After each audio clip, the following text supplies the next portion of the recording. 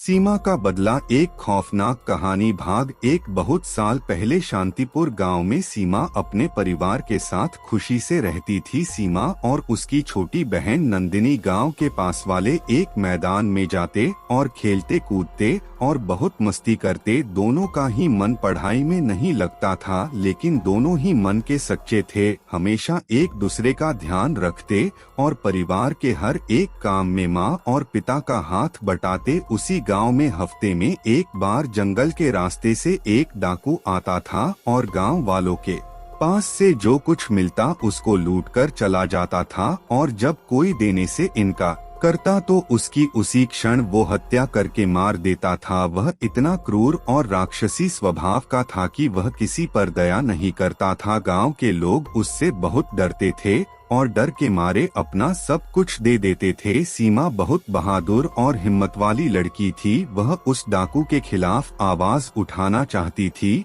और गांव वालों हमेशा उससे लड़ने के लिए प्रेरित करती, लेकिन सब उसे छोटा समझकर उसकी बातों को टाल देते थे। कोई उसकी बातों को नहीं सुनता था सिवाय उसकी बहन के। डाकू अक्सर रात के अंधेरे में आते थे और जो भी कीमती सामान मिलता उसको लूटकर चले जाते थे।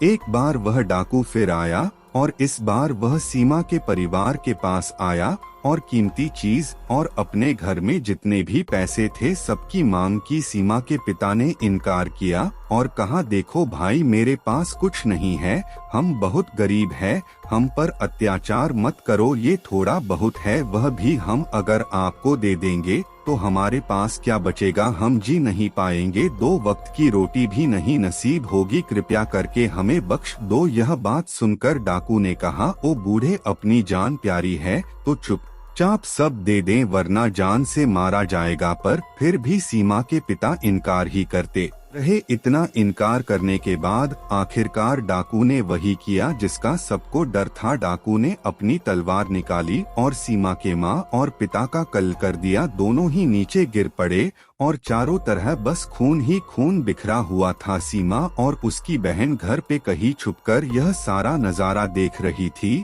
और दोनों डाकू के जाने का इंतजार करते रहे। जैसे ही डाकू गया उसके तुरंत ही सीमा और नंदिनी माँ और पिता के शोक में डूब गए और दोनों ही फुट फुट कर रोने लगे। पूरे गांव का माहौल मातम में परिवर्तित हो गया। कुछ देर के बाद सीमा अकेली बदले की आग में जंगल की ओर निकल पड़ी। उसकी बहन ने उसको रोकने की कोशिश की पर वह नहीं रुकी। उसके पास एक बड़ा लोहे का डंडा था और कुछ नहीं, डाकू उनको रास्ते में ही मिल गया। सीमा ने जोर से आवाज दी, कुत्ते, तुमने मेरी माँ और पिता की हत्या की, अब देख मैं तुझे नहीं छोड़ूंगी। यह कहकर उसने अपना लोहे का डंडा निकाला और लड़ने के लिए तैयार हुई और उसकी आखिरी सांस तक उसने यह लड़ाई लड़ी और अंत में डाकू और उनके साथी ने बहुत क्रूरता और बेरहमी से उसकी हत्या कर दी। मरने से पहले सीमा ने आखिरी कुछ शब्द डाकू को बोले थे, कुत्ते, में वापस जरूर आऊंगी और याद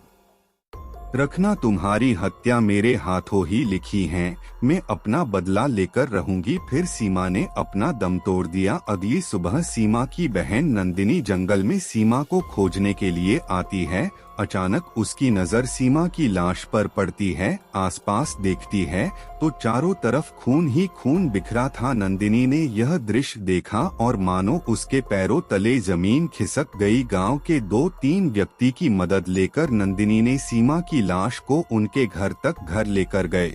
फिर उनके माँ और पिता एवं बहन का अंतिम संस्कार करके वह अपने चाचा के साथ रहने लगी। ये घटना देखकर पूरा गांव कांप उठा और रात को कोई बाहर नहीं निकलता, लेकिन उस गांव के लोग दिन के समय में रोज जंगल में लकड़ियां लेने और भेड़बकरियां चराने जाते तथा कुछ लोग भेड़बकरियां के लिए घास लेने जाया करते थे। कुछ दिनों के बाद गाँव का एक युवान लड़का राम जंगल में गया लकड़ियां लाने और चलते चलते बहुत दूर तक आ गया और अपना रास्ता भटक गया। देखते ही देखते शाम हो गई और उसको घर जाने का रास्ता मिल ही नहीं रहा था। चारों तरफ बस जंगल था और कुछ नहीं। अब रात हो गई थी। उसके पास जंगल में रात बिताने के अलावा और कोई रास्ता नहीं था। जैसे तैसे करके उसने कुछ वक्त बिताया, लेकिन वो डर के मारे इतना कांप रहा था कि उसको नींद भी नहीं आ रही थी। रात के 2 बजे थे।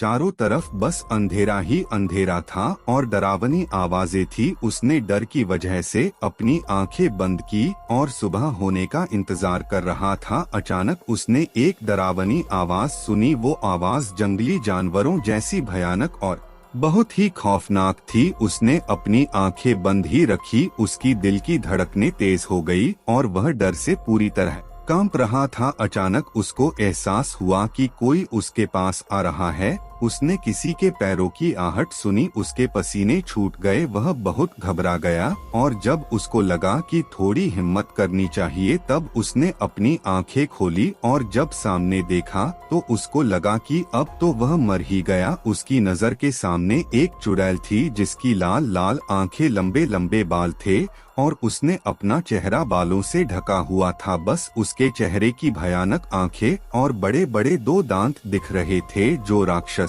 की तरह बाहर निकले हुए थे। बाकी सब उसने अपने बालों से ढक लिया था। उसके हाथों के लंबे लंबे नाखून थे जिस पर खून के धब्बे थे। उसने सफेद वस्त्र पहने हुए थे और उस वस्त्र पे खून ही खून बिखरा हुआ था तथा वो डरावनी नजर से उसकी तरफ देख रही थी जैसे उसे किसी शिकार की तलाश हो। यह दृश्य देखकर राम की पेंट गीली हो गई। वह जितनी तेजी से हो सका वहां से भागा और इतना भागा कि रुका ही नहीं और अंत में किसी पेड़ के पीछे छिप गया और बेहोश हो गया। सुबह उसके माँ और पिता उसको ढूंढते ढूंढते जंगल में आए और जब रामू मिला तब उसको बेहोश पाया। माँ और पिता का स्पर्श मिलते ही रामू जाग उठा और डरकर माँ की बाहों से लिपट गया। उसने घर जाकर सारी घटना माँ और पिता को बता दी। उसके माँ और पिता ने सारे गांव वालों से ये बात कह दी। अब रात को 7 बजे के बाद कोई भी व्यक्ति जंगल के पास भी नहीं भटकता था। दोस्तों, आपको यह कहानी डेंजरस स्टोरी कैसी लगी? मैं जल्द ही इसके दूसरे भाग के साथ वापस लौटूंगा। तब तक खुद से सोचिए कि अब क्या होगा। ये चुड़ैल कौन थी? अब आगे क्या क्या करेगी?